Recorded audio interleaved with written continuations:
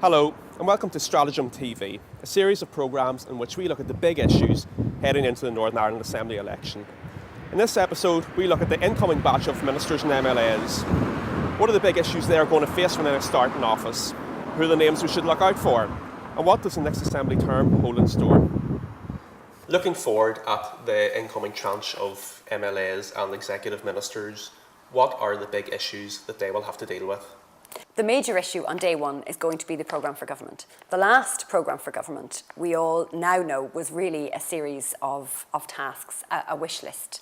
We need something far more strategic. We also need 4 to 5 key priorities that are going to set out very clearly what Northern Ireland is going to be like in the next 4 years. If they do that, that will be a major success. The strategy then coming from that, I think, is still going to be on education, local government reform, public administration, and of course the big one, the economy. Well, when the ministers come back, I mean, they have all the things that they know themselves that they failed to deal with the last time, the Education and Skills Authority, the councils and so on. They also need to deal with the size of the administration. I mean, 108 MLAs, and I think it's maybe 100, 102 of them are in governing parties. I mean, that's a degree of, that's really big government for a little place like this.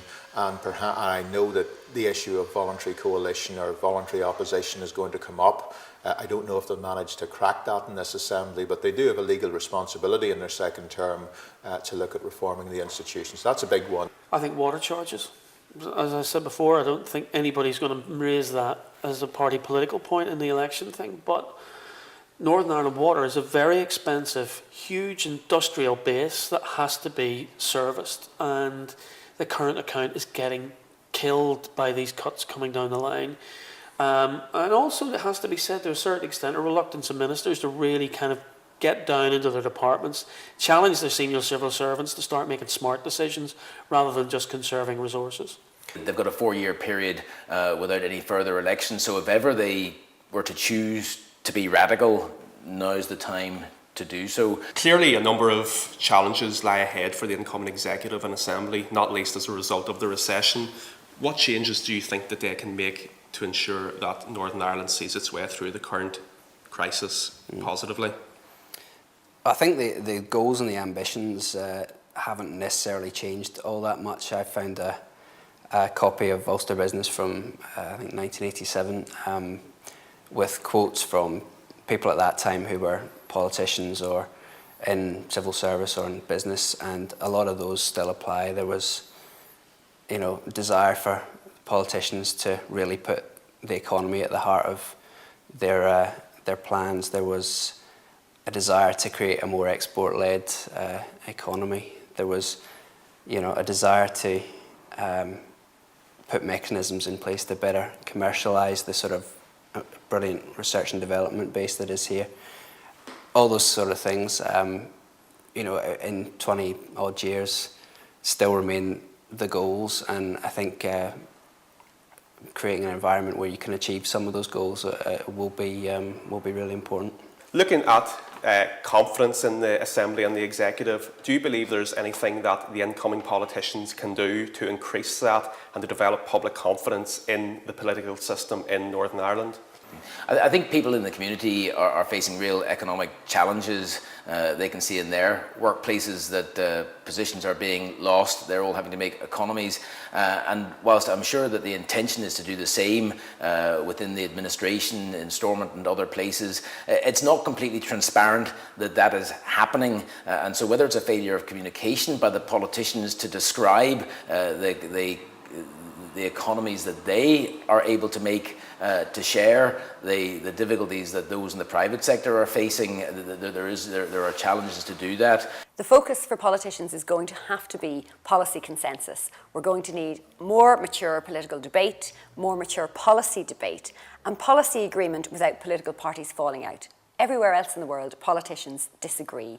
However, disagreements don't necessarily need to lead to political crisis. Do you believe that there needs to be reform of the public sector? I think we absolutely need reform of the public sector. I think we need reform at local government level, but we also need reform of our agencies. There certainly is a sense that the public sector has grown disproportionately. I would like to see some changes at public agency level, but I would also like to see agencies being freed up. And I'd like to see government getting out of the way sometimes. Remember, we have 108 MLAs because we are coming out of conflict, and it was important that everybody felt there was somebody representing them. That's what's called the ugly scaffolding around the architecture of the institutions. Needs to be changed over time. We had a sunset clause in 50-50 policing recruitment after it moved policing up to 28% from the Catholic community. We don't have a sunset clause on some of those other structural balances that were put in to protect either community against domination by the other. The time has now come to discuss those things, the number of MLAs, the number of departments, whilst also creating something that's dynamic and isn't small and ineffective, and that has happened in some other jurisdictions where they've gone too small too quickly. In terms of the Northern Ireland Assembly and Executive's relationship with Westminster, do you see that changing much in the next Assembly term, or is it going to be much of as you were before? Well, it's interesting because there are two significant parties who send MPs to Westminster. The DUP and the SDLP. Of those two, obviously the DUP have by far the greater numbers, and in a sense they have had some influence. I think with the last government coming towards the end, where it needed the DUP's help. Probably slightly less opportunity, I think, in the rest of this parliamentary term in Westminster. For now, the coalition looks fairly stable, and it's a good deal for them because they have good numbers. If it begins to break down again, you might see that's coming back into play. I suppose the interesting thing over the period of this Parliament is that we've moved from Gordon Brown being Prime Minister, where he had the ear of the local party leaders all the time, to when David Cameron came in and said to the Secretary of State, that's your job. And so the access to Downing Street is not what it was. And so the tactics to be employed by the local politicians to get the share of voice which they feel they deserve are going to have to be different going forward. The old days where our Northern Ireland politicians were in and out of Downing Street are clearly over, because the conflict is being resolved carefully and slowly and step by step, because we have been given our devolved powers like Scotland and Wales, so we can now use those powers, and because of the economic circumstances where it's not just about what money can one extract from Westminster. Those should be seen as positive developments. We should be learning how to stand on our own 2 feet, how to build relationships with the south of this island and with our devolved counterparts in Scotland and Wales, and seeing things in a different prism and not just going to Westminster with the begging bowl. Looking at the new Assembly term that's coming in now, do you think that there are any politicians who have served their time during the last Assembly period who maybe are now going to come on to bigger and better things in the forthcoming period of government?